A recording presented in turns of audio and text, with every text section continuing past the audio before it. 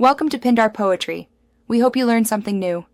You start by identifying the exact archive type and any multi-part pattern. This tells you whether Zarchiver can read it. Once done, make sure Zarchiver is updated and has storage permission. Without that, it won't see internal or SD files.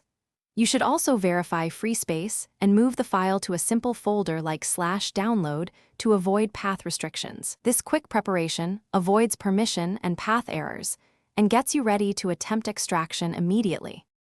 You now handle the complex middle steps. If Zarchiver reports unsupported format, try renaming the extension when headers match common types. This sometimes fixes detection. If that fails, transfer the file to a PC and run a test/extract with 7-zip or WinRAR to repair or convert the archive, then bring the fixed file back. For split archives, concatenate parts in correct order before extraction. Once combined properly, Zarchiver can open the single resulting archive. You finish by extracting with Zarchiver. Long press the archive and choose Extract Here or Extract to Folder. Monitor progress and space usage. If Zarchiver aborts, enable the Keep Broken Files option or retry after repairing the archive on a PC, then reattempt extraction.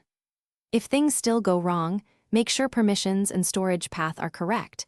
Re-download the file to rule out corruption, and only then use a desktop repair tool, after which you can return the fixed file to your device and extract.